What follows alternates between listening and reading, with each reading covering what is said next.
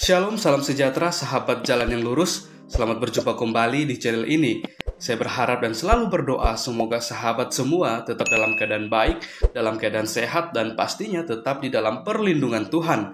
Saya juga mengucapkan banyak terima kasih kepada semua sahabat yang selalu setia untuk meluangkan waktu menonton video-video di channel ini dan juga terus mendukung perkembangan channel ini dengan mengklik tombol subscribe, like, komen, dan juga share kepada teman-teman yang lain supaya teman-teman yang lain juga boleh mendapatkan informasi seputar iman kekristenan. Kiranya Tuhan Yesus memberkati kita semua.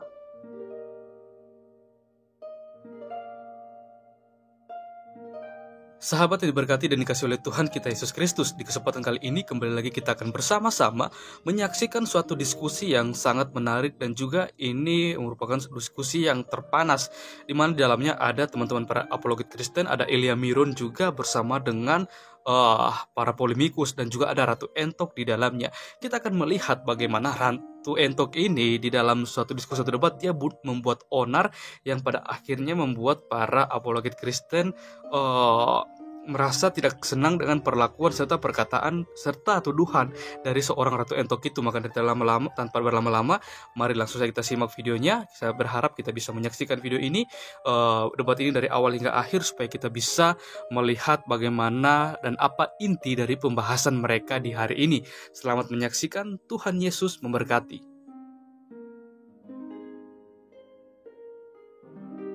Channelnya masing-masing dan channel kesayangannya. Kita kembali lagi di Zoom kesayangan kita, Zoom JCC. Kita berada di roomnya Zulkifli M. Abbas. Untuk hari ini kita akan melakukan diskusi antara Pak Meme dan Gurunda kita, Gurunda Zuma, itu dengan tema eksistensi kedua kitab, Al-Quran dan Injil. Kok lain temanya? Laporannya ke saya beda lagi. Gimana tuh, John? Iya, orang dia baru ngasihnya tadi, berubah lagi, makanya bingung. Katanya siapa yang pencipta? Dirubah lagi sama Bang Meme katanya, John. Baru tadi dia ngasih temanya, Bang. Gimana Gurunda, siap? Tema yang Waktu makanya saya sering tanya. 3 hari perjanjian 3 hari yang waktu nggak jadi dibatal tuh, Bang. Perjanjiannya ya itu yang pertama, tapi tiba-tiba sekarang baru lain lagi, kaget saya. Memenya ngirim. Iya, nggak apa-apa. Oke. Siap berarti Gurunda? Iya. Bang. Ditanyakan lagi. Bang Meme, gimana? Siap dengan tema itu? Pak Meme? Ya, boleh. Boleh. Kita setuju ya dengan tema eksistensi kedua kitab ya, Al-Quran dan Injil. Setuju para narasumber kita? Iya. Nah, jadi kita perkenalkan ini dari pihak Kristen adalah Pak Meme Bos. Pak Meme Bos, gimana kabarnya, sehat? Ya, lumayan sehat. Mantap sekali. Gimana Gurunda kabarnya hari ini? Alhamdulillah, masih kadang batuk sedikit tapi. Sikit. Puasanya gimana Gurunda? Lancar? Alhamdulillah. Puasa setengah hari lancar. 12 jam ya berarti ya. Oke, kita canda berat dulu. Untuk kali ini langsung pakai timer atau tidak ini? Atau hanya untuk TikTok kan? Biar kita setujui. Saya ikut sama saudara kita. Silakan Pak Meme, gimana? Gurunda ngikut? Tak usah pakai timer lah, tak usah lah. Berarti kita TikTok ya. Nanti TikTok aja. saya akan memberi kesimpulan dan pertanyaan dari dua narasumber ya. Mohon maaf, maksudnya gini ya. Nanti kayak memberi kesimpulan dari pernyataannya dua narasumber dan saya nimpalin lagi ke narasumber yang lain gitu. Paham? Kedua narasumber? Halo? Iya, silakan. Oke. Iya. Silakan untuk statement pertama, Pak Meme Bos, silakan. Ini tentang tema kita nih, eksistensi kedua kitab. Silakan Pak Meme Bos. Waktu dan tempat dipersilakan. Pembukaan ya. Siap. Ya, selamat. Ya, selamat malam ya buat teman-teman dari Sabang sampai Merauke, tidak mengenal suku, agama ya. Kita tetaplah NKRI harga mati ya. Jadi malam ini dialognya itu adalah berkaitan tentang ekstensi Tuhan. Apa sih yang maksud ekstensi ini? Ekstensi ini salah satu bentuk pembuktian ataupun pembuktian keberadaan ataupun pembuktian perbuatan kepada ciptaannya. Jadi sehingga nabi-nabi terdahulu mengklaim bahwasan Tuhan itu menciptakan alam semesta itu bahwasan benar. Jadi ketika nabi-nabi itu mengklaim bahwasan Tuhan itu menciptakan alam semesta, maka Tuhan itu harus dibarengi dengan perbuatan supaya meyakinkan kepada ciptaannya bahwasan, iya, ini saya ada. Salah satu contoh seperti di Matius 18 ayat 10. Ingatlah, jangan menganggap rendah seorang anak kecil ini. Karena aku berkata kepadamu, ada malaikat mereka di surga yang selalu memandang wajah Bapakku yang di surga. Yesaya 63 ayat 15. Pandanglah dari surga dan lihatlah dari kediamanmu yang kudus dan agung. Artinya, para nabi ini mengklaim bahwa Tuhan itu ada dan berdiam di atas surga. Yang menjadi permasalahannya ini, nabi-nabi ini tahu dari mana? Kok mereka bisa tahu Tuhan ini berada di surga? Sedangkan ketika mereka mengklaim bahwa Tuhan berbicara dengan mereka ini, satu pun tidak ada yang menjadi saksi. Lalu untuk membuktikan kebenaran bahwa mereka berkata benar atau tidak, bahwa Tuhan itu benar-benar ada di surga, harus ada yang bisa membuktikan bahwa ya Tuhan itu benar-benar ada di surga. Supaya kita tidak mengatakan bahwasan ya nabi-nabi ini hanyalah klaim-klaim kosong. Maka dengan Yesaya mengatakan bahwa Tuhan itu bertata di atas surga, maka harus ada pembuktian. Yaitu apa pembuktian? Maka Tuhan harus menunjukkan ekstensinya kepada ciptaannya. Bahwasan iya, apa yang disampaikan oleh Yesaya itu benar. Apa yang disampaikan oleh Matius 18:10 itu iya benar. Memang saya berada di surga. Sayalah yang menciptakan alam semesta. Maka klaim-klaim tersebut akan dibenarkan melalui perbuatannya, ekstensinya. Jadi ekstensi inilah untuk meyakinkan kepada ciptaannya bahwasan iya, dialah Tuhan yang menciptakan alam semesta. Di Yeremia 32 ayat 17 itu Tuhan mengklaim bahwasan dialah yang menciptakan alam semesta. Akulah Tuhan Allah sesungguhnya. Engkau yang telah menjadikan langit dan bumi dengan kekuatanmu yang besar dan dengan lenganmu yang terentang. Tiada satu apapun yang mustahil untukmu. Kok Tuhan ini mengklaim bahwa dia menciptakan alam semesta? Apakah kita sebagai manusia, sebagai orang yang berpikir waras, apakah kita percaya begitu saja? Maka dari sini kita harus minta ekstensi Tuhan untuk membuktikan kepada ciptaannya bahwasan benar-benar dia itu ada. Maka malam ini harus ada pembuktian ketika Al-Quran ataupun Alkitab mengklaim bahwasan Tuhan itu pencipta alam semesta. Kalau sudah mengklaim menciptakan alam semesta, harus dibarengi dengan perbuatan supaya untuk meyakinkan kepada ciptaan bahwasan dia benar-benar pencipta. Ya, terima kasih. Oke, terima kasih Pak Memebos. Berarti dari pernyataan Pak Memebos adalah eksistensi Injil adalah pembuktian penciptanya kepada makhluk. Begitu Pak Meme? Oke, terima kasih. Benar. Siap. Silakan Bang Juma untuk statementnya. Oke, baik. Bismillahirrahmanirrahim. Assalamualaikum warahmatullahi wabarakatuh.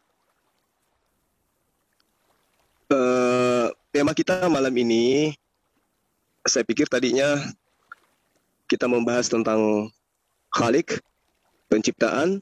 Sekarang diinfokan berbicara mengenai firman. Sekarang berubah lagi berbicara mengenai Khalik lagi. Tadi berbicara mengenai ciptaan, Maha Pencipta, lalu kemudian berbicara mengenai berbicara mengenai ini berubah-berubah temanya maksudnya. Jadinya saya bingung. Ya, tadi berbicara mengenai firman, kemudian berbicara mengenai Khalik, kemudian eksistensi keautentikan kitab suci, pindah lagi ke Khalik. Tapi nggak apa-apa. Jadi benar apa yang disampaikan oleh saudara kita, yang namanya pencipta langit dan bumi itu kudu wajib menyampaikan kepada manusia kalau dia pencipta. Bukan kemudian kita yang menganggap sesuatu itu adalah pencipta, tetapi pencipta kitalah yang harus menyatakan dirinya bahwa dia adalah pencipta langit dan bumi. Nah, kemudian ketika Tuhan pencipta langit dan bumi itu menyatakan dirinya sebagai pencipta langit dan bumi, ya harus kita yakini itu kebenarannya. Maka kemudian yang menjadi dasar pijakan keimanan kita dalam hidup ini adalah dari mana informasinya dan bagaimana cara kita mengimani sang pencipta ini. Al-Quran menerangkan di dalam surah Az-Zumar ayat 62, Bismillahirrahmanirrahim, Allahu khaliqu kulli syai' wa huwa ala kulli syai'in wakila atau wakilu. Allah pencipta segala sesuatu dan dia maha pemelihara atas segala sesuatu tersebut. Artinya, poin pertama di dalam pengajaran ajaran agama Islam adalah mengimani bahwa ada esensi pencipta langit dan bumi. Artinya Islam tidak mengajarkan menjadi ateis. Tetapi Islam mengajarkan bagaimana kemudian bertuhan. Badi'us samawati wal ard anna yakunu lahu waladu walam takul lahu sahibah wa khalaqa kulla syai' wa huwa bikulli syai'in alim. Dia pencipta langit dan bumi bagaimana dia mempunyai anak padahal dia tidak memiliki teman, dia tidak memiliki sohib, qarib. Dia pencipta segala sesuatu dan dia mengetahui segala sesuatu. Nah, lalu kemudian esensi ini, pencipta ini diimani oleh umat Islam dengan konsep Dzalikumullahu Rabbukum. Yang demikian itu adalah Allah Tuhanmu. La ilaha illa huwa, tidak ada Tuhan selain dia. Lalu dikatakan khaliqu kulli syai' fa'budu. Pencipta segala sesuatu, maka perintahnya kemudian sembahlah dia. Wa huwa ala kulli syai'in wakila. Dialah yang memelihara segala sesuatu. Jadi ketika ada perintah di dalam ajaran agama Islam yang menyatakan demikian itu adalah Allah Tuhanmu, Dzalikumullahu Rabbukum. Siapa dia Tuhanmu itu? La ilaha illa huwa. Tidak ada Tuhan selain dia. Dia itu kenapa? Khaliqu kulli syai'. Dia pencipta segala sesuatu. Lalu setelah mengetahui dia adalah pencipta segala sesuatu, apa yang harus kita lakukan? Fa'budu. Perintahnya menyembah hanya kepada Allah. Jadi ketika kita sudah naik level bertuhan, kemudian Tuhan itu kita tahu tidak ada Tuhan selain dia, dia pencipta langit dan bumi, maka esensi maka perilaku selanjutnya sebagai ciptaan adalah fa'budu, perintah untuk menyembah dia. Wa huwa ala kulli syai'in wakil, dan dia adalah pemelihara segala sesuatu. Jadi Islam mengajarkan di atas bumi ini dan di alam semesta ini ada esensi pencipta. Siapapun pencipta itu, umat Islam diajarkan menyembah kepada hakikat daripada pencipta ini. Nah, lalu bagaimana tipikal pencipta ini? Apakah kemudian dia itu memiliki sekutu? Al-Quran menerangkan, wa yusyrikuna ma la yakhluqu syai'a wa huwa yukhlaqun. Apakah mereka yang persekutukan Allah dengan berhala-berhala yang tak dapat menciptakan sesuatu pun, sedangkan berhala-berhala itu sendiri buatan manusia? Artinya gini, ketika umat Islam itu memahami bahwa pencipta langit dan bumi itu khaliqu kulli syai', fa'budu, mengetahui bahwa dialah esensi pencipta segala sesuatu, maka disembah. Ketika umat Islam menyembah, tidak boleh kemudian menyekutukannya dengan makhluk, dengan ciptaan. Nah, lalu bagaimana kemudian kita bisa mengetahui bahwa Allah yang menciptakan segala sesuatu itu?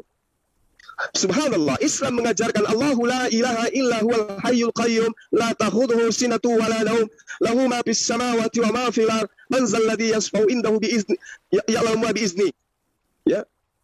Jadi jelas di dalam Al-Qur'an menerangkan kepada umat Islam bahwa esensi yang telah menciptakan langit dan bumi itulah yang wajib hukumnya disembah.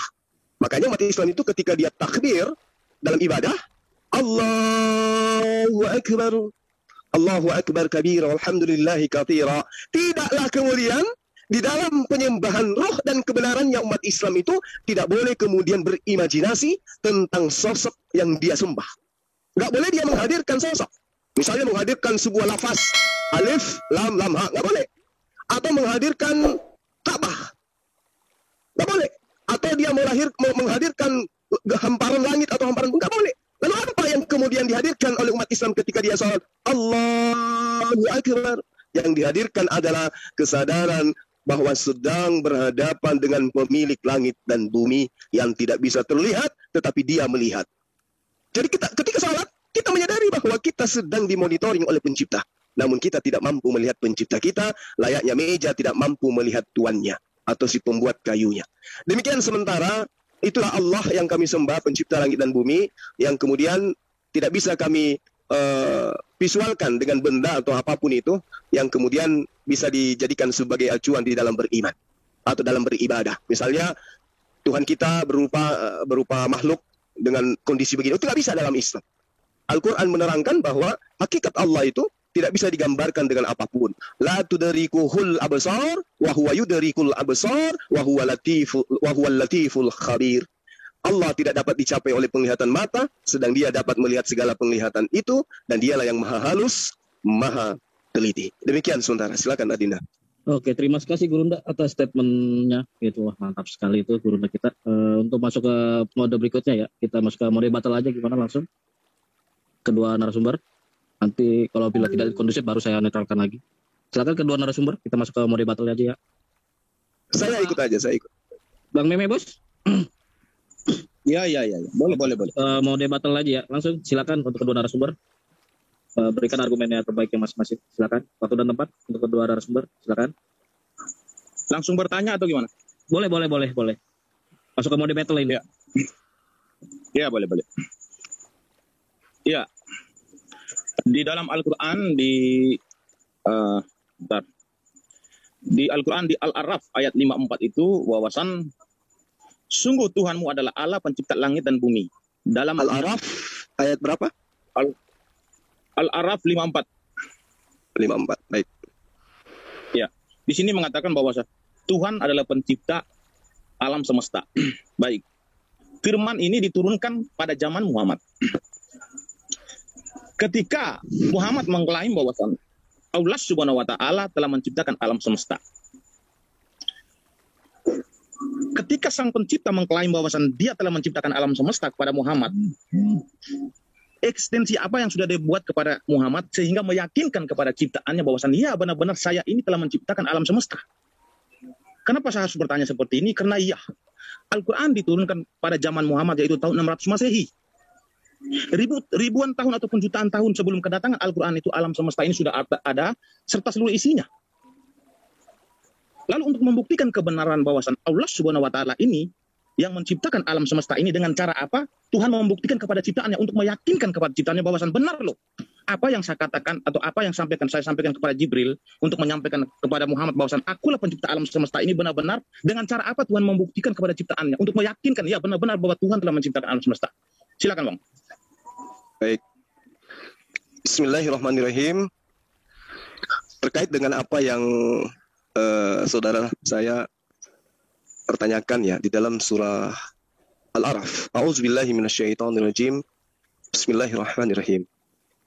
Inna rabbakumullahu alladhi khalaqas samawati wal ard fi sittati ayyam thumma istawa 'alal 'arsy yaghshil lail nahar yatlubu hathithah.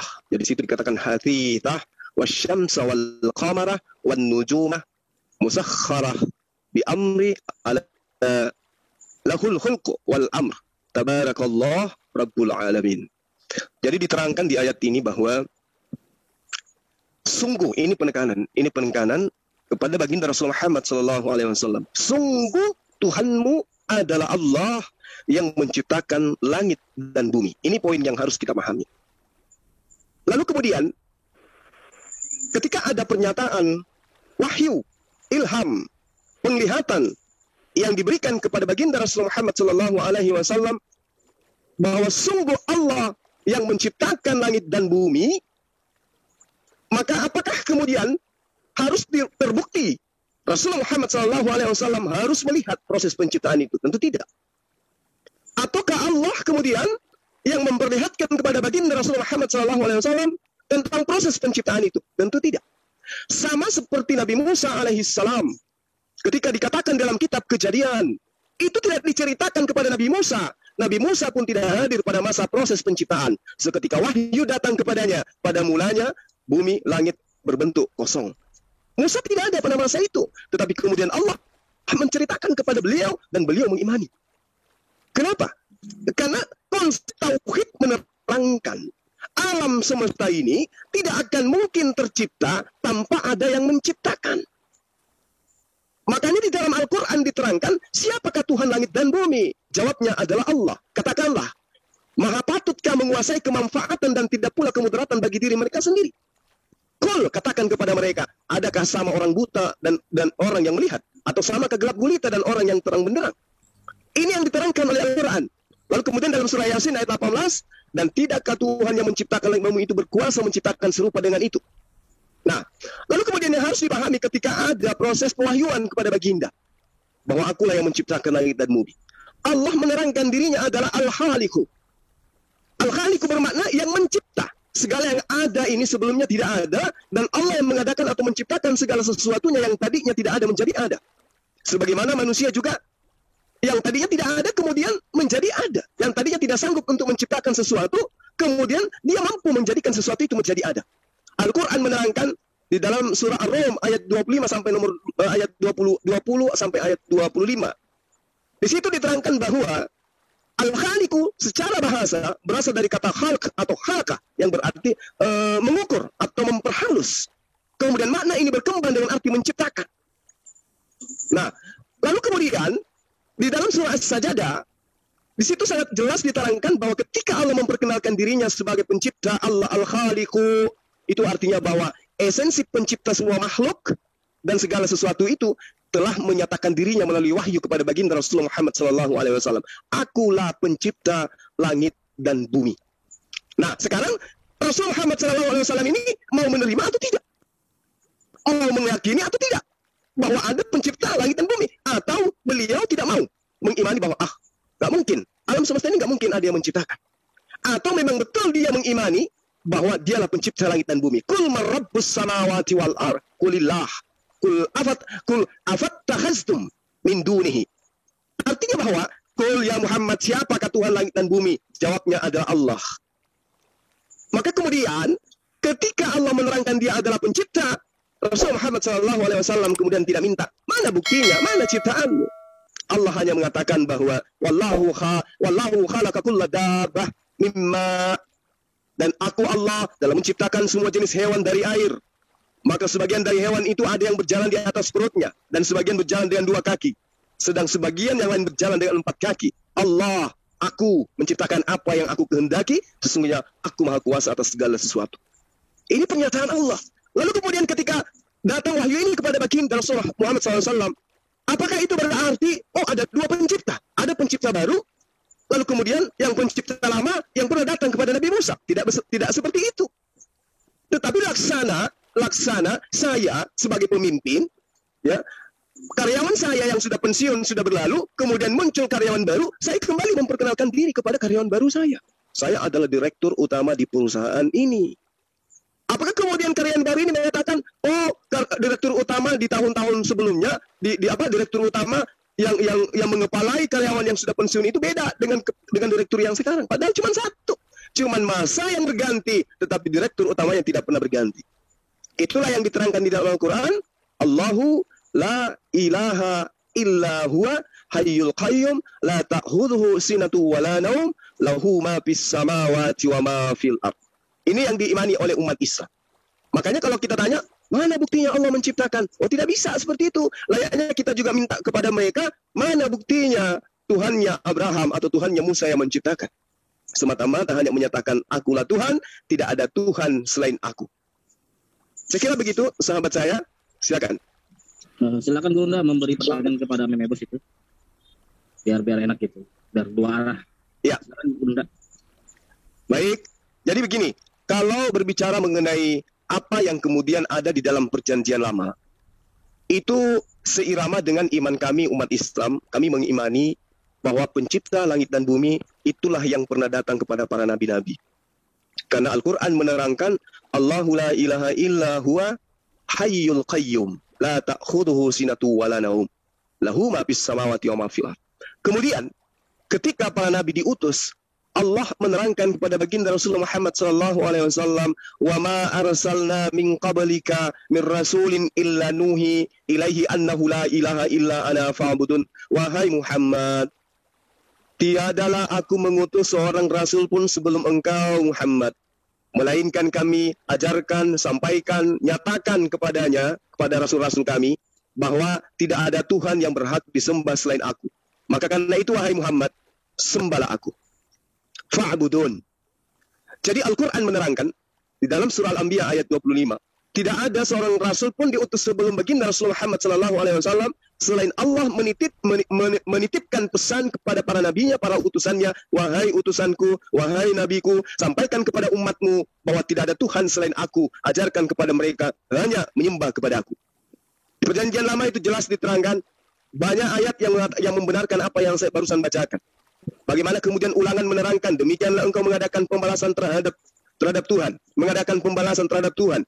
Hai bangsa yang bebal, yang tidak bijaksana, bukankah ia bapakmu yang mencipta engkau, yang menjadikan dan menegakkan engkau? Di dalil yang lain diterangkan, inilah daftar keturunan Adam. Pada waktu itu diciptakan oleh Allah, dibuatnyalah dia menurut rupa Allah. Lalu kemudian di data lain dikatakan, maka Allah menciptakan manusia. Di ayat lain mengatakan, Allah pencipta langit dan bumi. Itu semua tertera di dalam perjanjian lama. Nah, yang saya pertanyakan sekarang ini adalah Tuhan di perjanjian baru. Adakah Yesus itu adalah pencipta langit dan bumi? Itu pertanyaannya. Silakan. Ya, baik. Baik, apakah Yesus itu adalah pencipta langit dan bumi? Ya, kita bisa baca di Yohanes 1 ayat 3. Kita bisa baca di Ibrani ayat 1 sampai 2. Di situ jelas-jelas dinyatakan bahwasannya Yesus adalah pencipta alam semesta. Dari segala sesuatu, dialah yang menjadikan. Itu adalah salah satu bentuk ekstensi Tuhan kepada ciptaannya.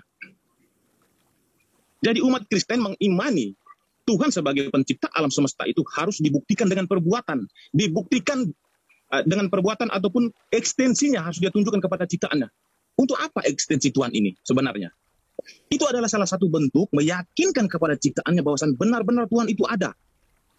Tetapi jika Tuhan tidak mempunyai ekstensi kepada ciptaannya, lalu hanya mengklaim bahwasan dia menciptakan alam semesta, maka saya katakan, Tuhan yang seperti ini harus dihindari, harus ditinggalkan, karena ini adalah Tuhan yang mitos. Tuhan yang benar adalah Tuhan yang mempunyai ekstensi, yang bisa membuktikan kepada ciptaan, keberadaannya, perbuatannya. Kalau Tuhan tidak bisa membuktikan apa-apa, lalu bagaimana kita menyatakan dia adalah Tuhan pencipta alam semesta? Al-Quran dan Alkitab datangnya itu terlambat. Musa mencatat Alkitab terlambat. Muhammad memberikan amanah kepada sahabat-sahabatnya untuk mencatat Al-Quran terlambat. Sebelum mereka memerintahkan untuk dicatat Al-Quran dan Alkitab, jutaan tahun yang berlalu, alam semesta ini sudah ada. Lalu untuk membuktikan keberadaan Tuhan ini, untuk meyakinkan kepada orang yang mengikuti ajaran-ajaran mereka ini, dengan cara apa mereka membuktikan? Jika hanya menulis mengklaim bahwasan Tuhan itu ada, saya juga bisa. Untuk saat ini juga saya bisa melakukan itu. Hanya mengklaim bahwasan Tuhan telah menciptakan alam semesta, tapi tidak dibarengin oleh perbuatan. Maka saya katakan Tuhan yang seperti ini harus dihindari. Menyembah kepada Tuhan yang benar adalah Tuhan yang bisa menunjukkan ekstensi kepada ciptaannya. Salah satu contoh di kitab Kejadian 9 ayat 11. Ketika Tuhan memerintahkan Musa untuk mengeluarkan orang Israel dari tanah Mesir, disitulah Tuhan menyatakan kemuliaannya. Tuhan menunjukkan kebesaran, kemahakuasaannya kepada bangsa Israel dan orang Mesir. Itu yang disebut eksistensi Tuhan.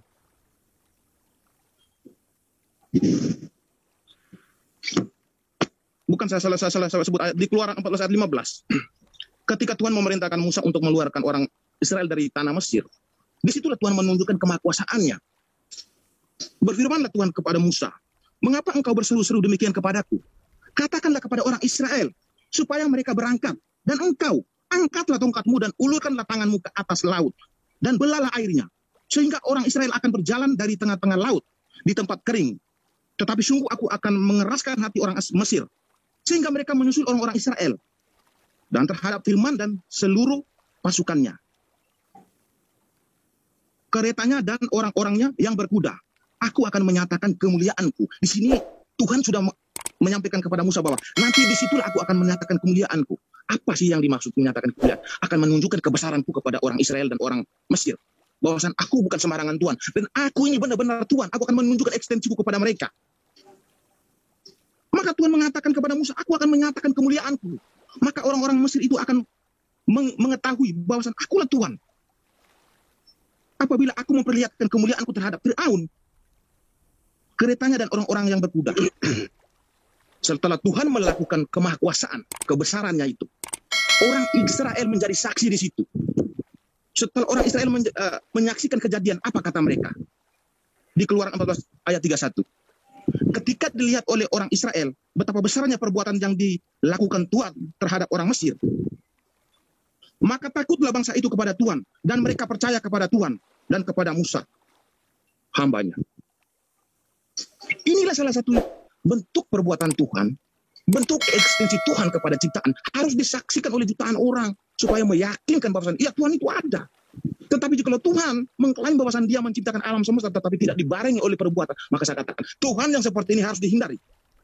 Tetapi tidak. Tuhannya orang Kristen ketika dia mengklaim di dalam Alkitab bahwasan dia menciptakan alam semesta, tetapi dia membuktikan keberadaan. Dia menunjukkan ekstensi kepada ciptaannya bahwasan ini saya ada. Nama saya tertulis di dalam Alkitab, bukanlah mitos. Maka saya harus bertanggung jawab ketika saya mengklaim bahwa saya menciptakan alam semesta, maka saya harus membuktikan keberadaan saya harus membuktikan perbuatan-perbuatan saya untuk meyakinkan kalian bahwa saya adalah Tuhan yang benar. Dan maka saya katakan itu Alkitab tidak gagal dalam konsep ketuhanan. Terima kasih, silakan. Oke, silakan baik. Pak Mume untuk pertanyaannya, biar adil. Ada yang bertanya lagi? Saya langsung bertanya. Langsung bertanya. Ya, baik, pertanyaan saya mungkin Bang Juma mungkin belum menjawab. Saya mau ulangi lagi pertanyaan. Al-Quran mengklaim bahwasan yang menciptakan alam semesta ini adalah Allah Subhanahu wa taala. Tetapi harus diingat, Al-Quran dicatat pada tahun 600 Masehi. Sebelum Al-Quran mengklaim atau mencatat bahwasan Allah Subhanahu wa taala ini menciptakan alam semesta, jutaan tahun yang berlalu alam semesta ini sudah ada serta isinya. Lalu untuk membuktikan kebenaran bahwasan Tuhan ini benar-benar menciptakan alam semesta ini, untuk meyakinkan kepada ciptaan ini, dengan cara apa Tuhan membuktikan? Ekstensi apa, perbuatan apa yang dibuktikan kepada Nabi Muhammad pada zamannya? Pada zaman Nabi Muhammad, kemuliaan apa yang ditunjukkan Tuhan kepada Muhammad? Sehingga meyakinkan bahwa orang-orang ini percaya bahwa Tuhan itu ada. Kemuliaan apa saja yang ditunjukkan Tuhan kepada Muhammad dan disaksikan oleh orang yang mengikuti ajaran Muhammad pada zaman itu. Supaya itu adalah salah satu bentuk meyakinkan kepada ciptaannya bahwasan ini loh saya bukan main-main, bukan Tuhan yang sembarangan, tapi ketika klaim-klaim yang ada di dalam Al-Quran itu akan menjadi benar. Tetapi jika klaim-klaim di dalam Al-Quran menyatakan bahwa Tuhan pencipta alam semesta itu yang menciptakan alam semesta, sedangkan sang pemilik nama tidak bisa menunjukkan apa-apa kepada ciptaan, maka saya katakan Tuhan akan menjadi gagal. Silakan, Bang. Oke, baik. Terima kasih ya atas paparan saudara terkait dengan pembuktian penciptaan. Jadi gini, ketika sahabat saya mengatakan bahwa apa yang kemudian diterangkan oleh Al-Quran bahwa dia adalah pencipta langit dan bumi, kemudian Anda butuh bukti ya, bahwa dia adalah pencipta, karena di dalam pemahaman saudara, ketika pewahyuan datang kepada Rasulullah Muhammad SAW, Anda menginginkan terjadi kejadian sama seperti ketika Allah datang kepada Musa. Jadi gini, saya mengucapkan banyak terima kasih ya karena Anda telah membahas tentang pencipta yang kemudian mewahyukan wahyunya, firman-Nya kepada Nabi Musa alaihissalam. Karena Anda sedang membicarakan tentang Tuhan kami.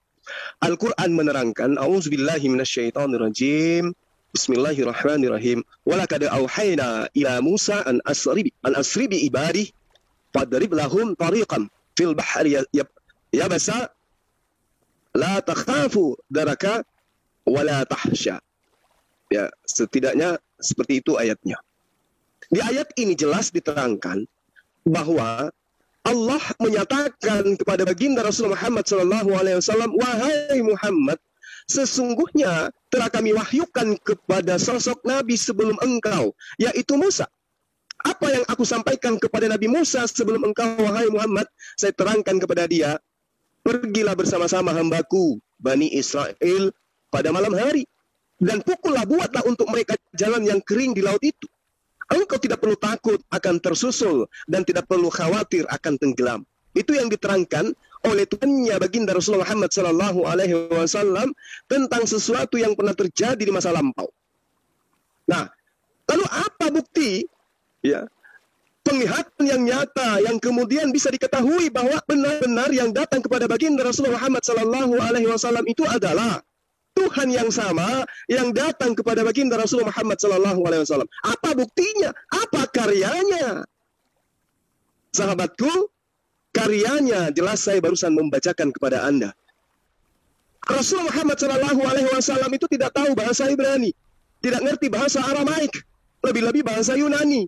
Beliau tidak terpelajar, beliau tidak pernah melakukan penelitian di laut di mana Fir'aun tenggelam. Beliau tidak pernah datang melakukan penelitian untuk mengetahui ada tongkat yang kemudian bisa membela laut, mencari ular. Tidak pernah sama sekali. Sekonyong-konyong pemberitaan itu datang kepadanya. Dari mana dia tahu? Itulah mukjizatnya berupa Al-Quranul Karim. Walaqad auhayna ila Musa an asri bi ibadi. Dari mana beliau tahu? Siapa yang mengajarkan beliau bahwa 2300 tahun sebelum engkau lahir, wahai Muhammad, telah terjadi pergolakan antara nabiku bernama Musa dengan Firaun. Lalu kemudian tanda-tanda kekuasaanku, aku belah lautan untuknya dan aku tenggelamkan Firaun bersama dengan prajuritnya. Dari mana baginda Rasulullah Muhammad SAW tahu ini?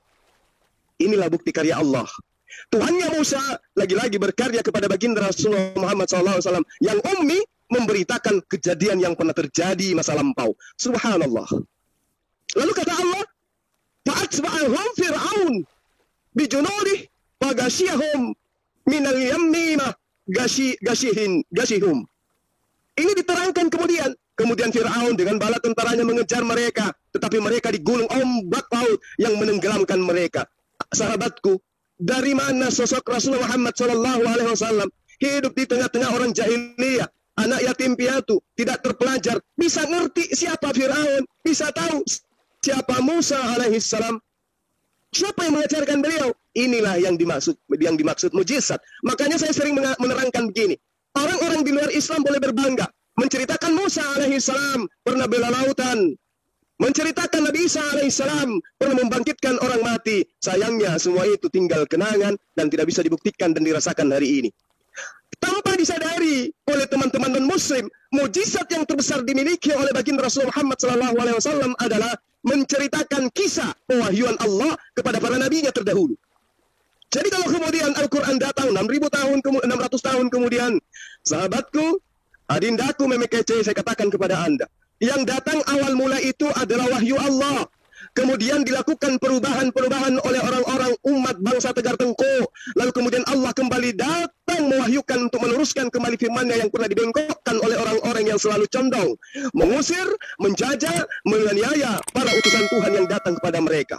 Wa ma ya'tihim min nabiyyin illa kanu bihi yastahzi'un. Tiadalah kami mengutus seorang nabi kepada mereka, melainkan nabi itu diolok-olok oleh mereka. Karena itulah kemudian firman Allah yang tadinya 100% firman Allah bercampur dengan buat tangan manusia, kemudian Allah kembali memurnikan firman-Nya dengan mengutus Al-Qur'anul Karim menceritakan cerita yang sesungguhnya. Dari mana baginda Rasulullah Muhammad SAW tahu? Dia tidak pernah belajar. Wa adalla fir'aun qawmah wa ma hada. Dan Fir'aun telah menyesatkan kaumnya dan tidak pernah memberi petunjuk. Ini bukti bahwa ini adalah wahyu dari Allah. Al-Quran inilah mujizat kebesaran Allah. Kalau sahabatku minta, mana bukti kekuasaan Tuhan yang ada diajarkan baginda Rasul Muhammad SAW? Bukti kebesarannya ada di tengah-tengah kita, bisa kita rasakan hari ini. Apa itu? Al-Quranul Karim. Anda boleh bangga dengan mujizat Nabi Musa, tapi tinggal kenangan di gedung museum. Anda boleh bangga dengan cerita tentang Yesus atau Nabi Isa, tapi tinggal kenangan di buku-buku di museum. Tapi Al-Quranul Karim yang diwahyukan 1400 tahun silam itu masih ada di tengah-tengah kami umat Islam. Alhamdulillah. Ya Bani Israel, qad anjaynakum min aduwikum wa wa'adnakum janibat tur. Dari mana kemudian Rasul Muhammad SAW tahu bahwa Bani Israel sungguh telah diselamatkan dari musuhnya? Dari mana baginda Rasul Muhammad SAW tahu bahwa Allah telah melakukan perjanjian dengan Bani Israel, kemudian membelah laut, lalu kemudian mereka menyelamatkan Bani Israel dari perbudakan Mesir? Rasulullah Muhammad SAW tidak pernah sekolah, tidak pernah kuliah, nggak pernah sekolah Alkitab, nggak pernah sekolah Bible, dia tidak pernah masuk sekolah minggu, tapi dia mampu kemudian menjabarkan kepada seluruh umat manusia bahwa apa yang diterangkan oleh Al-Quran Karim tidak bisa diragukan kebenarannya. Bahkan ilmuwan telah menemukan jasad Fir'aun yang 1400 tahun silam diceritakan oleh baginda Rasulullah Muhammad SAW. Jadi bukti kebenaran Allah, pencipta langit dan bumi, pernah berkarya kepada baginda Rasulullah Muhammad SAW, masih bisa Anda temukan hari ini. Besok jalan-jalan ke Gramedia, baca tulisan buku Al-Quran, beli, pelajari itu. Itulah mujizat yang ada di tengah-tengah kita saat ini, yang benar-benar berasal dari langit. Demikian sementara. Maafalah, panas. Mati lampu. Air? Ya, boleh. Oke, silakan Bang. Moderator jangan tidur dong. Bunda ya udah enggak tadi ada ini. Silakan pertanyaannya Bunda. Ya, pertanyaan saya jelas. Adinda saya ya, Meme Bos. Saya panggil Adinda antum karena antum jauh lebih muda dari saya.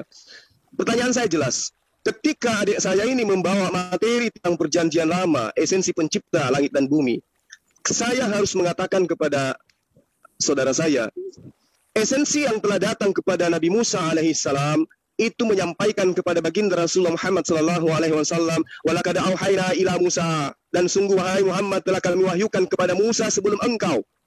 Berarti yang mewahyukan Al-Quran adalah dia yang pernah berfirman, memberikan ilham wahyu kepada baginda Musa alaihissalam, lalu kemudian mewahyukan lagi kepada baginda Rasulullah Muhammad sallallahu alaihi wasallam. Itu adalah Tuhan yang sama. Itu adalah esensi yang sama. Kalau Anda mengatakan bahwa Tuhan kami itu nyata, memperlihatkan mujizatnya, Nabi Musa begini dan begono, mohon maaf, saya harus mengatakan malam ini, adik saya harus memahami bahwa sehebat apapun Tuhan yang datang kepada Nabi Musa, Anda sedang menceritakan Tuhan kami. Nah sekarang yang saya tanya, kepada adik saya ini, Tuhan baru yang bernama Yesus itu, di mana dia pernah mengatakan layaknya Tuhan kami, bahwa dia mengatakan dirinya sebagai pencipta langit dan bumi. Itu jelas. Wallahu khalaqa kulla dabbah mimma, dialah yang menciptakan semua jenis hewan di dalam air dan segala yang ada di atas alam semesta ini. Awalaysal ladzi khalaqas samawati wal ardh biqadirin ala an yakhluqa mithlahum bala wa huwal khallaqul alim. Dialah Allah yang menciptakan langit dan bumi, berkuasa menciptakan segala sesuatu. Apapun itu, Allah adalah penciptanya. Allahu khaliqu kulli syai' wa huwa ala kulli syai'in wakila. Allah menciptakan segala sesuatu dan dia memelihara segala sesuatu. Pertanyaan saya, ketika Anda mengimani Tuhan yang datang di dalam pengajaran Nabi Musa, itu berarti kita masih bersama menyembah esensi Tuhan yang sama.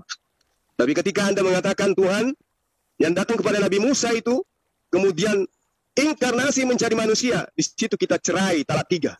Kita pisah di situ. Karena Anda kemudian merubah Tuhan yang kita imani pencipta langit dan bumi tadi menjadi manusia. Kenapa Yesus tidak pernah mengklaim dirinya sebagai pencipta langit dan bumi? Bahkan dia mengaku datang bukan atas kehendaknya sendiri, sebagaimana yang diterangkan dalam kitab Anda dalam Yohanes 14. Silakan Adinda Meme. Oke, terima kasih Gurunda. Pak Meme gimana? Ulangi lagi. Bahwa Yesus itu adalah pernah mengakuin Tuhan gitu ya, bahwa Yesus adalah seorang pencipta gitu Gurunda ya, lebih ringkasnya. Gurunda? Ya, baik. Pertanyaannya seperti itu? Bahwa menjelaskan bahwa Yesus adalah seorang pencipta di perjanjian lama gitu. Silakan Pak Meme. Iya. Yesus di perjanjian lama disebut pencipta itu karena dia adalah sang firman. Kabetulnya. Firman. Boleh saya lanjutkan? Ya, silakan. Yesus di perjanjian lama disebut dia pencipta karena dia adalah sang firman Allah. Firman Allah dengan Allah adalah satu hakikat. Maka di Ibrani 1 ayat 12. Boleh lanjut? Silakan Pak Meme. Boleh saya lanjut? Mengganggu. Ya, baik. Firman Allah yang menciptakan alam semesta di Kejadian 1 sampai 6 itu yang disebut anak Allah, yaitu disebut Yesus. Firman dengan Allah apakah satu hakikat? Saya katakan ya, satu hakikat. Maka di Ibrani 1 ayat 12, maka pada zaman akhir ini ia telah berbicara kepada kita dengan perantaraan anaknya, yang telah ia tetapkan sebagai yang berhak menerima segala yang ada. Oleh dia, Allah telah menjadikan alam semesta. Oleh Yesus, Allah telah menjadikan alam semesta. Oleh firman Allah inilah alam semesta dijadikan. Maka Yesus disebut firman Allah yang hidup. Firman Allah yang menciptakan alam semesta. Maka dia disebut anak Allah. Tetapi pertanyaan ini tidak berkaitan dengan ekstensi Tuhan. Maka saya harus menjelaskan ekstensi Tuhan yang sebenarnya.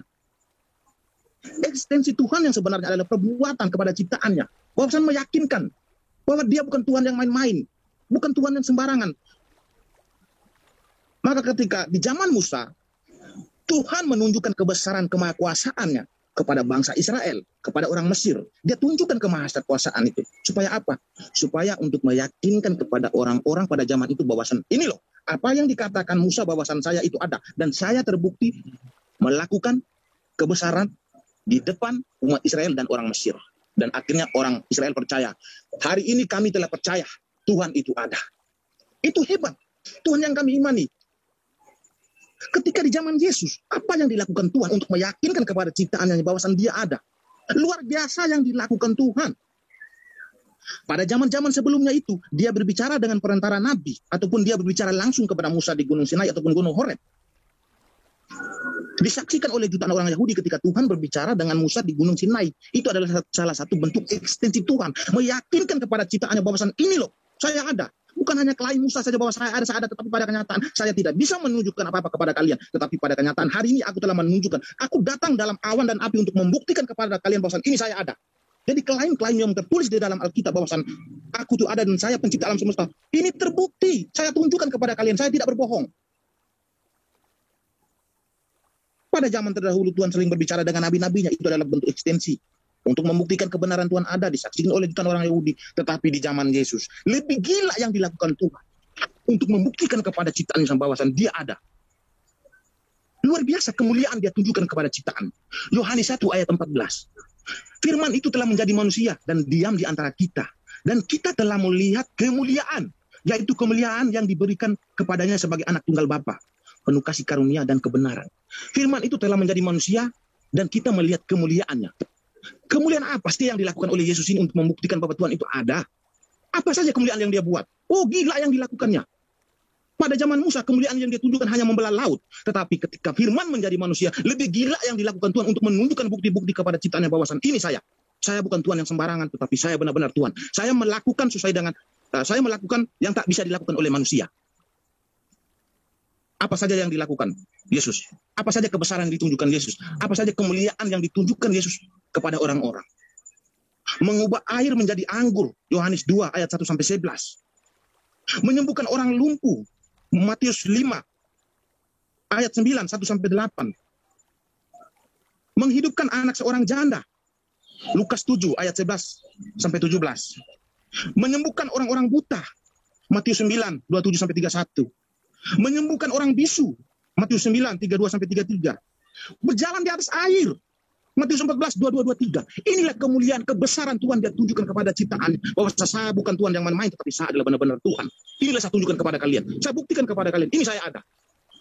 Untuk membuktikan bahwa saya ada, ini kemuliaan saya, ini yang saya tunjukkan. Ini adalah salah satu bentuk ekstensi Tuhan. Maka saya katakan, sembahlah kepada Tuhan yang benar. Tuhan yang bisa menunjukkan bukti-bukti kepada ciptaannya. Tuhan yang bisa memberikan keselamatan kepada ciptaannya. Tetapi kalau kita menyembah kepada Tuhan yang tidak bisa menunjukkan apa-apa, Tuhan yang tidak bisa menunjukkan ekstensi kepada ciptaannya, maka saya katakan, tinggalkanlah Tuhan yang seperti itu. Tetapi ketika Alkitab mengklaim bahwasan Tuhan kami pencipta alam semesta, gila yang dilakukan, dia buktikan kepada ciptaannya, saya ada. Saya bukanlah Tuhan yang main-main, tetapi saya Tuhan yang sebenarnya. Ya, terima kasih, itu yang bisa saya paparkan. Oke, terima kasih Pak Memes. Silakan pertanyaannya. Pak Memes, pertanyaannya? Ya, ada mau ditanyakan? Ya, sebenarnya ada yang mau ditanyakan, tapi ekstensi yang disampaikan oleh Bang Juma memang belum ada. Belum ada, ekstensinya tidak ada yang diucapkan oleh Bang Juma. Bang Juma mengatakan bahwasan ekstensi yang dilakukan Tuhan terhadap Musa di dalam Alkitab itu artinya sama dengan di Al-Quran. Tidak, saya katakan berbeda. Sejarah-sejarah yang tertulis di dalam Alkitab dan Al-Quran itu berbeda, tidak sama. Ketika saya bertanya tentang Al-Quran, buktikan dari Al-Quran bahwa Allah Subhanahu wa Ta'ala itu benar-benar mempunyai ekstensi, menunjukkan kebesaran kepada ciptaan. Kalau berbicara tentang Tuhan menceritakan kejadian kepada Muhammad tentang kejadian masa lampau, saya katakan itu bisa dilakukan siapapun. Saya juga bisa melakukan sekarang. Saya masuk ke dalam rumah, saya ambil pena buku satu, saya catat. Tuhan saya namanya Al-Hidayah. Dia menciptakan alam semesta. Dan pada zaman sebelumnya Tuhan telah berbicara dengan Musa. Tuhan berbicara dengan Abraham. Lalu saya wartakan kepada semua orang. Ini Tuhan kita adalah Al-Hidayah. Dia menciptakan alam semesta. Pada zaman sebelumnya itu dia berbicara dengan Musa, berbicara dengan Abraham. Lalu orang akan bertanya, buktikan kepada kami ekstensinya sekarang. Supaya kami yakin bahwa tulisanmu ini benar. Klaim-klaimmu ini benar. Buktikan kepada kami sekarang. Apa yang bisa saya jawab? Saya tidak akan bisa menjawab. Tetapi ketika Alkitab ditanya seperti itu, saya akan membuktikan langsung. Ketika orang akan bertanya, maka Yesus langsung membuktikan kebesarannya. Ketika pada zaman Israel, mereka bertanya kepada Musa, Musa langsung membuktikan kebesaran Tuhan kepada mereka. Itulah bentuk ekstensi untuk meyakinkan kepada ciptaannya bahwa iya, dia adalah Tuhan yang benar. Tetapi jika Tuhan yang tidak bisa menunjukkan ekstensi pembuktian kepada ciptaannya, maka saya katakan, itu adalah Tuhan yang gagal.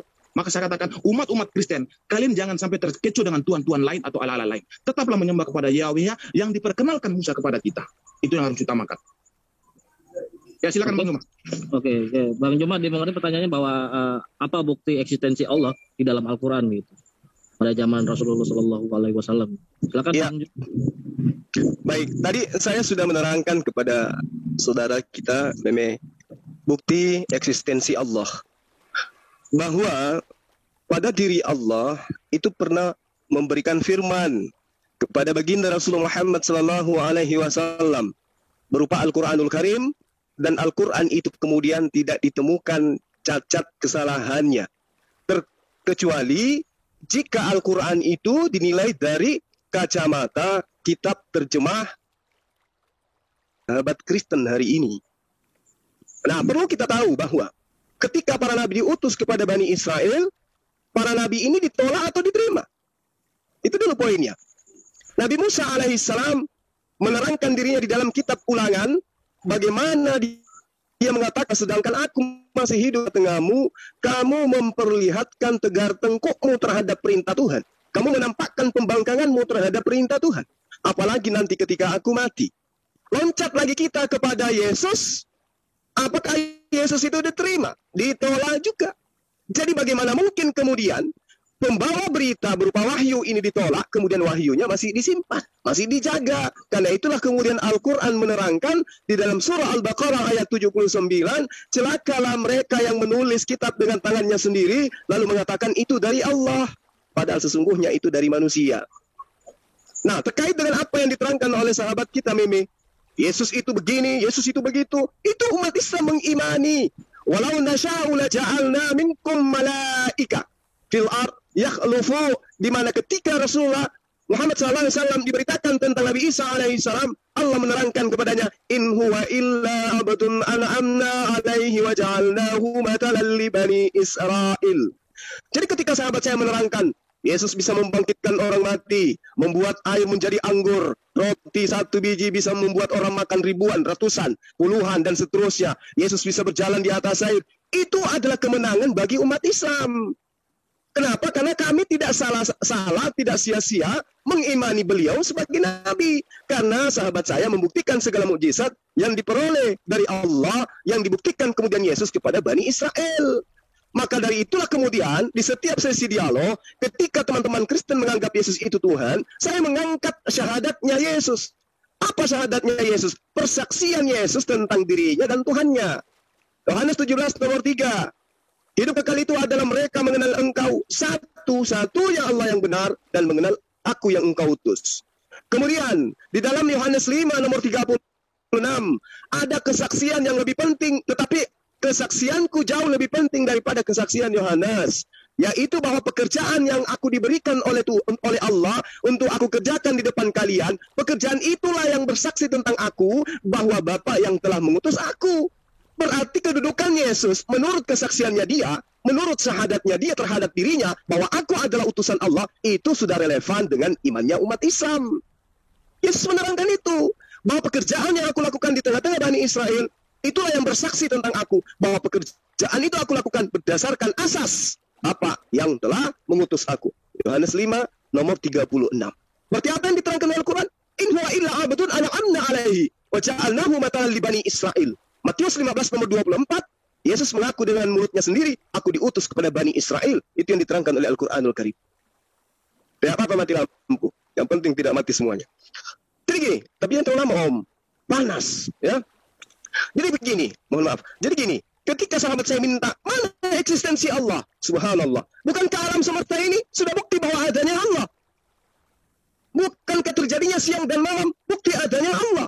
Alam semesta ini tidak akan ada dengan sendirinya, melainkan yang menciptakannya, yang mengadakannya. Di dalam iman Islam disebut Allah. Di dalam iman Yahudi mereka sebut Hasem. Di dalam iman Kristen mereka sebut Bapa. Dia esensi pencipta langit dan bumi. Kalau saya balik bertanya kepada Anda, bisa Anda membuktikan eksistensi Bapa? Pasti saudara akan mengatakan, oh dulu pernah. Dia membuat utusannya bernama Yesus itu, bisa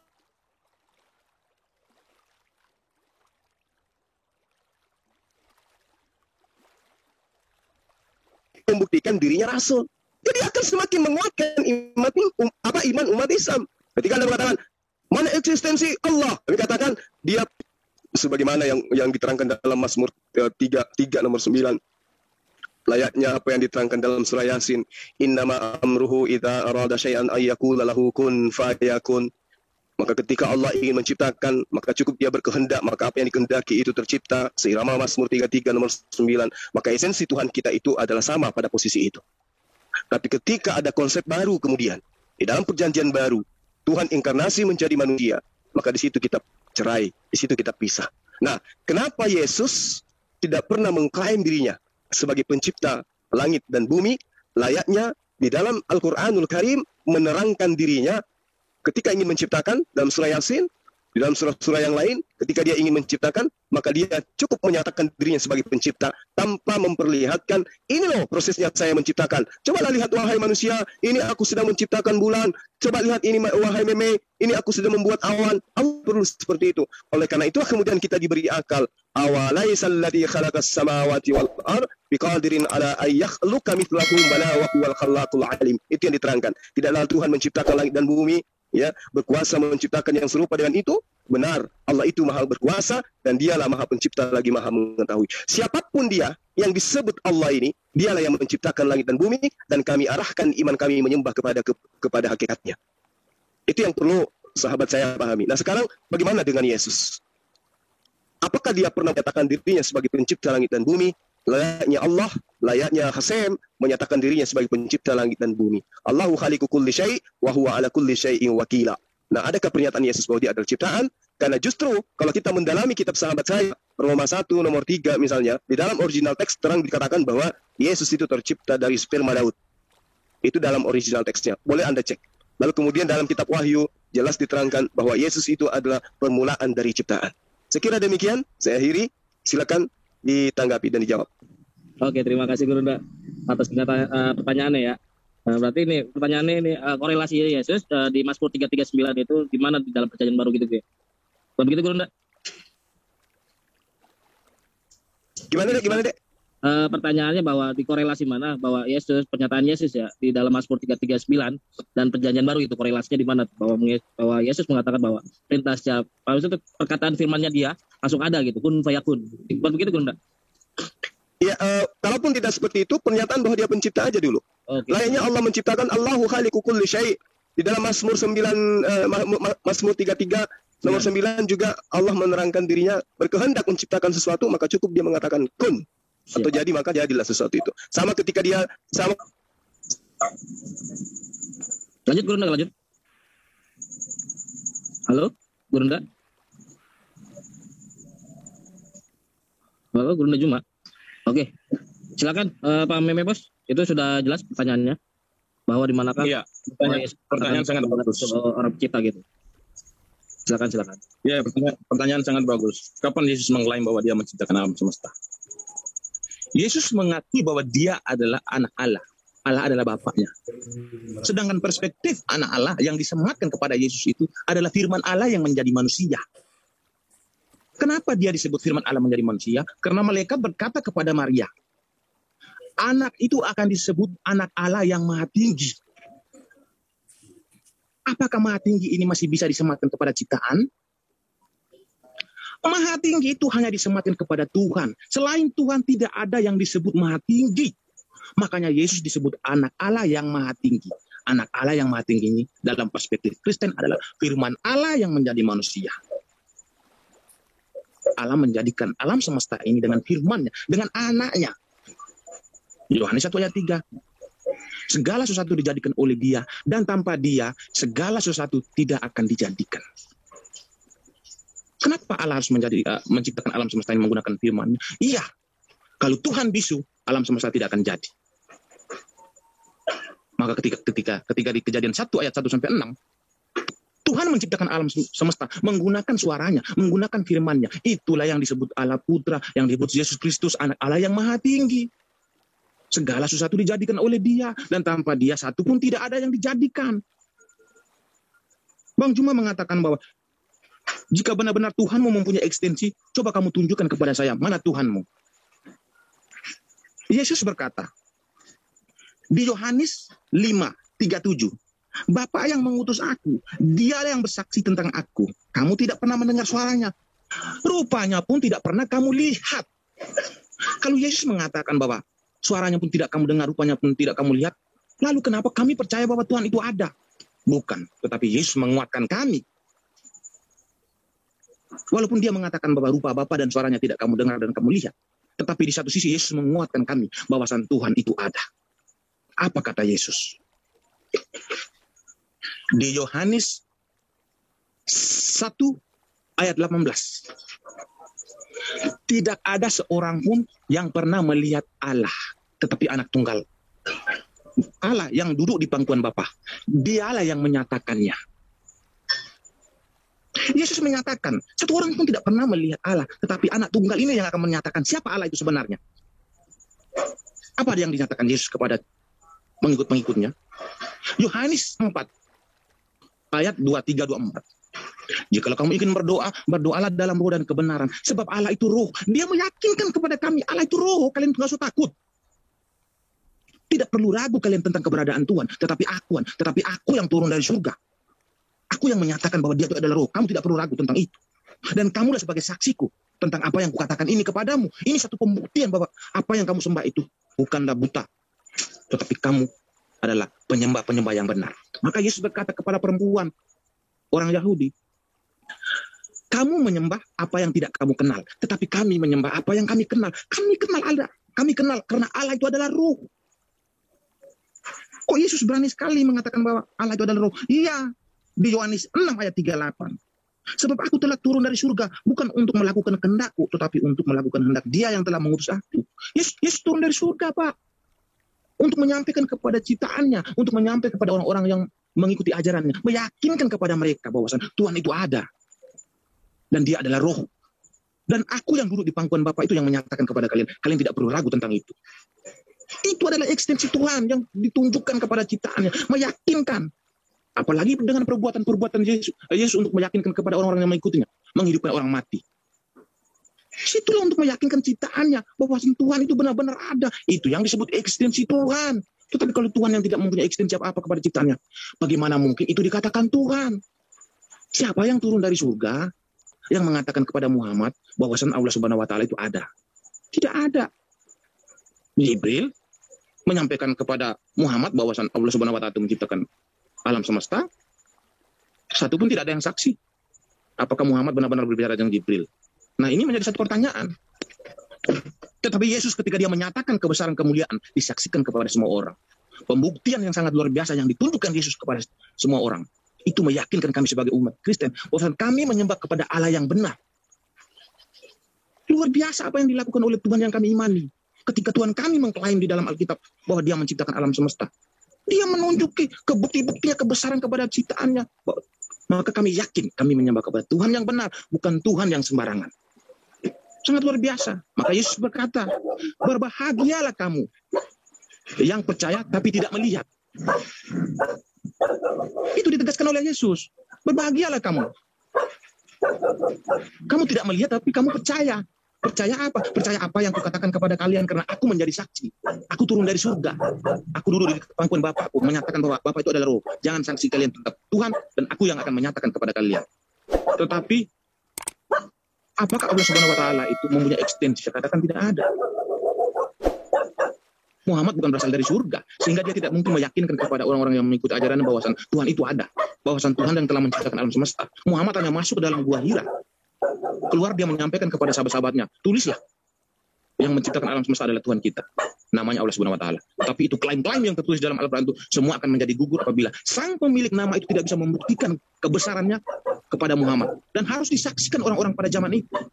Tetapi jika sang pemilik nama tidak menunjukkan kebesaran kepada Muhammad pada zaman Muhammad, maka saya juga bisa menjadi seorang nabi. Saya akan masuk ke dalam gua, saya akan masuk ke dalam rumah, saya akan mencatat bahwa Tuhan saya bernama Ali Daya, dia melakukan begini, saya wartakan kepada semua orang. Tapi ketika orang meminta bukti kepada saya tidak bisa menunjukkan apa-apa kepada mereka.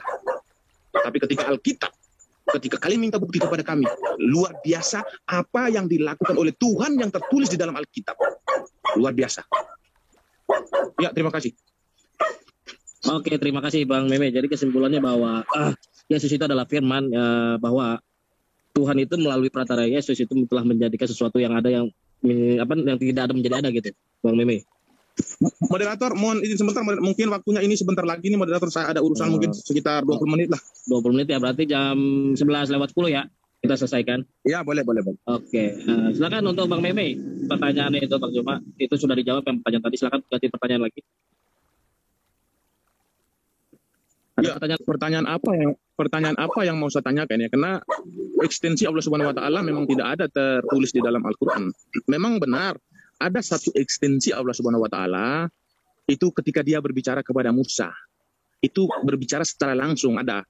Tetapi menjadi permasalahannya ketika Musa berbicara dengan Tuhan secara langsung di situ, suara Tuhan itu dari balik pohon, sedangkan umat Islam mengimani bahwa Tuhan tidak turun ke bumi.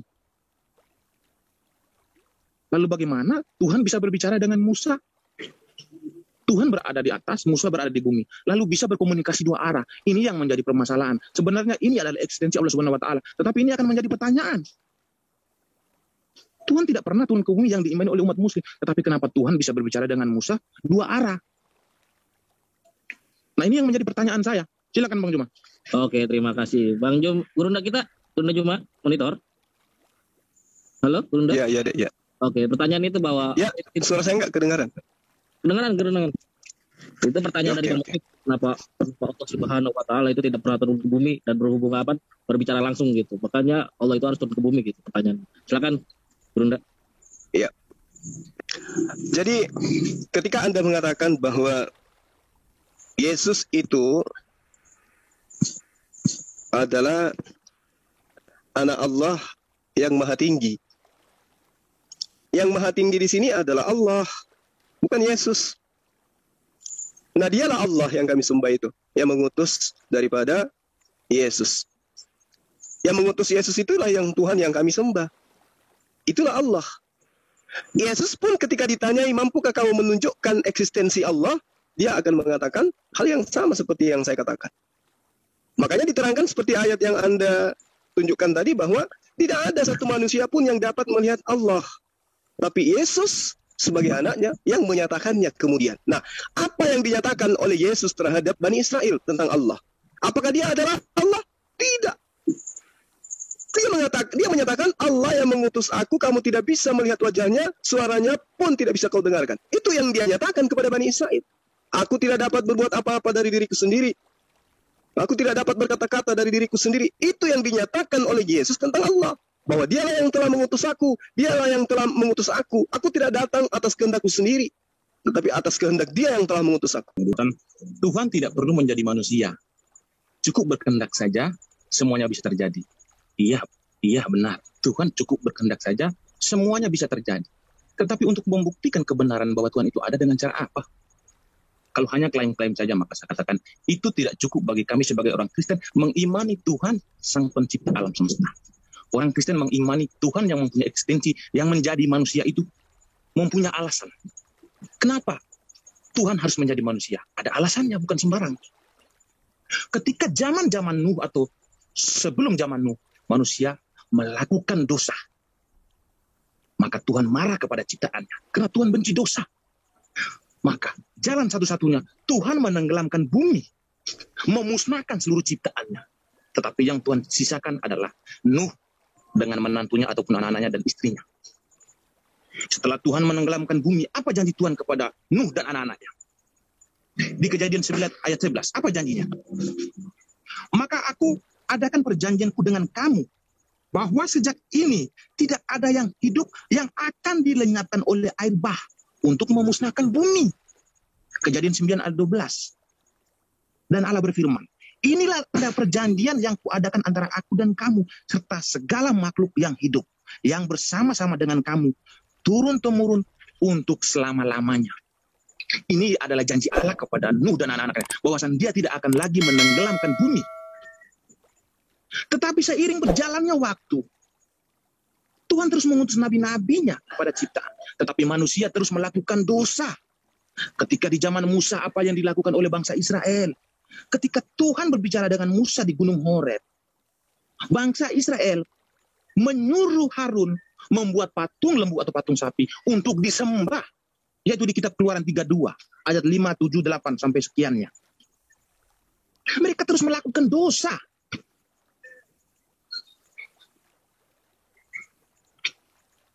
Tuhan sangat membenci dosa. Pada zaman selanjutnya, bangsa Israel terus melakukan dosa. Mereka terus mengkhianati Tuhan. Di 1 Raja-Raja 16:30, Ahab bin Omri melakukan apa yang jahat di mata Tuhan, lebih daripada semua orang-orang pendahulunya. Artinya sebelum kedatangan Ahab bin Omri ini, artinya bangsa Israel ini sangat berbuat jahat kepada Tuhan, melanggar perintah-perintah Tuhan. Bahkan Salomo, orang pilihan Tuhan saja, dia berani menduakan Tuhan. Padahal dia adalah manusia pilihan Tuhan. Di 1 Raja-Raja 11 ayat 4, apa yang dilakukan Salomo? Dia menyembah dewa-dewi istri-istrinya. Sebab pada waktu Salomo sudah tua, istri-istrinya itu mencondongkan hatinya kepada Allah-Allah lain, sehingga ia tidak dengan sepenuh hati berpaut kepada Tuhan Allahnya, seperti Daud ayahnya. Ciptaan Tuhan ini terus melakukan kesalahan, terus menentang Tuhan. Orang-orang pilihan Tuhan saja terus melakukan itu. Maka Tuhan berjanji kepada Yeskiel 3:4. Apa janji Tuhan kepada Yeskiel? Janji Tuhan kepada Yeskiel bahwa dia akan menggembalakan domba-dombanya sendiri. Yeskiel 3:4 ayat 1 sampai habis. Di situ konteksnya adalah menceritakan bahwasan Tuhan telah mengutus nabi-nabinya untuk menggembalakan domba-dombanya. Tetapi apa yang dilakukan oleh nabi-nabinya? Mereka sibuk mengurusi diri mereka sendiri, yaitu dengan menyembah kepada Allah-Allah lain. Maka Tuhan berjanji kepada Yeskiel 3:4 ayat 15-16. Aku sendiri akan menggembalakan domba-dombaku, dan aku akan membiarkan mereka berbaring. Demikianlah firman Tuhan Allah. Yang hilang akan kucari, yang tersesat akan kubawa pulang, yang luka akan kubalut, yang sakit akan kukuatkan, serta yang gemuk dan yang kuat akan kulindung. Aku akan mengembalakan mereka sebagaimana seharusnya. Tuhan berjanji kepada Yeskiel, karena manusia sudah melakukan dosa.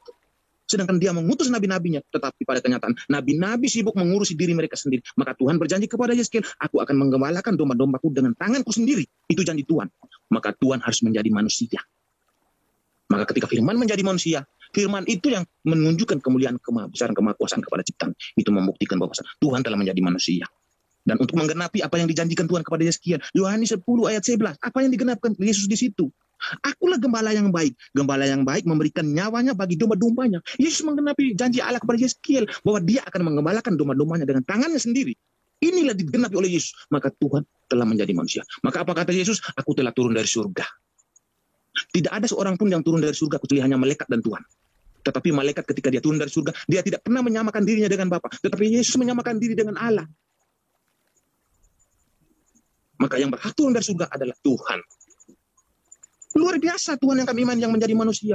Karena ingin menyelamatkan umat manusia, maka dia harus menjadi manusia. Karena dia sudah mengutus nabi-nabi, tetapi nabi-nabi terus melakukan kesalahan. Apakah dia harus menenggelamkan bumi? Tidak mungkin. Dia sudah berjanji kepada Nuh bahwa dia tidak akan menenggelamkan bumi lagi. Maka dengan jalan satu-satunya, akulah gembala yang baik. Gembala yang baik memberikan nyawa bagi domba-dombanya. Luar biasa Tuhan harus menjadi manusia. Dan setelah menjadi manusia, Tuhan melakukan karya-karyanya. Apa yang dilakukan Tuhan? Yang tidak bisa dilakukan oleh manusia. Apa kata Yesus ketika sudah menjadi manusia? Matius 23:34. Sebab itu lihatlah, aku mengutus kepadamu nabi-nabi, orang-orang bijaksana dan ahli-ahli Taurat. Separuh di antara mereka akan kamu bunuh dan kamu salibkan.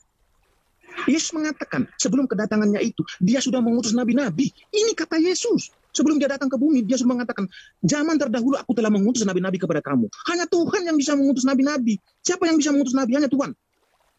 Tidak mungkin Nabi mengutus Nabi, tetapi Tuhan yang berhak mengutus Nabi. Maka Yesus mengatakan, zaman-zaman terdahulu aku telah mengutus Nabi-Nabi kepada kamu, tetapi kamu telah membunuhnya. Ini satu pembuktian bahwa Yesus menyamakan dirinya dengan Allah. Jadi Tuhan yang kami imani adalah Tuhan yang mempunyai ekstensi, yang bisa menunjukkan bukti-bukti kepada kami untuk meyakinkan kami bahwa Tuhan kami adalah Tuhan yang benar. Jadi klaim-klaim yang ada di dalam kitab semuanya benar, tidak menjadi gugur. Tetapi kitab-kitab yang lain ketika mereka mengklaim bahwa Tuhan mereka menciptakan alam semesta, tetapi pada kenyataan Tuhan mereka tidak bisa menunjukkan apa-apa kepada ciptaannya. Maka saya katakan Tuhan yang seperti itu Tuhan yang mitos, tetapi Tuhan yang kami imani adalah Tuhan yang hidup. Kenapa dia hidup? Karena dia bisa membuktikan kepada ciptaannya. Amin. Haleluya. Terima kasih moderator. Oke, terima kasih Pak Meme Bos atas closing statement-nya. Berakhirnya dari closing-nya Pak Meme Bos, berakhir pula diskusi malam ini. Untuk kedua narasumber, secara pribadi dan maupun secara organisasi, saya ucapkan terima kasih atas partisipasinya di dalam diskusi malam ini. Terima kasih Pak Meme Bos, terima kasih Gurunda.